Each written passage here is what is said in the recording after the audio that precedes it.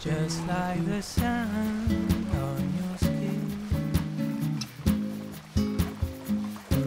just like the rain on your cheek. Come in my arms for a while, forget about all your pain, and make a wish to whisper my name. Just like the dark of your eyes, I like your fancy eyes. Please hold me now, please hold me tight. You're in my mind when I feel fine, 'cause you are my pressure, my dream. Le zigzag m'a été offert par mon père quand j'ai passé mon bac. Et dans 58, donc il a bientôt 50 ans. Et il a été entièrement, presque démonté, reconstruit il y a 15 ans. Donc avant le Fortune, notre canotte Chausier, il y avait le Saint-Joseph.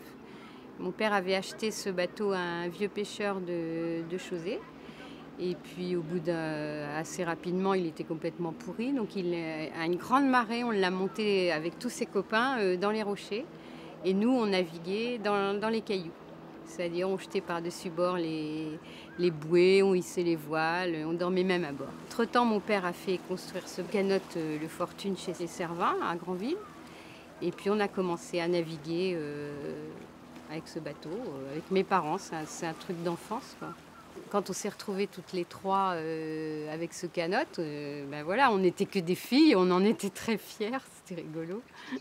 Mais nos premiers bords, nous on avait 13-14 ans et on savait rien faire, quoi. On a tout appris sur le tas, on se mettait dans les cailloux, les vieux ils nous regardaient avec les jumelles, ils nous critiquaient en disant « Ah, ils sont encore foutus dans les cailloux », c'était rigolo.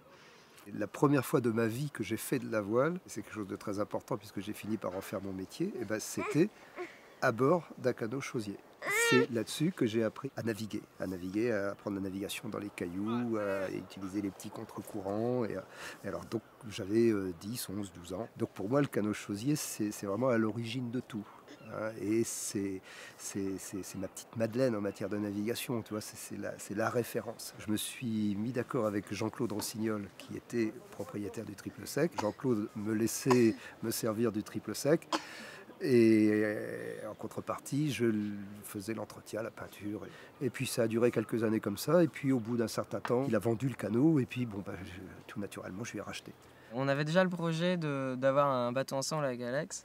Mais on savait pas, enfin on cherchait un peu partout. Et puis finalement, c'est un jour le père d'Alex, vas-y raconte. En fait, mon père donc a un bateau traditionnel qui est son objet d'activité principale.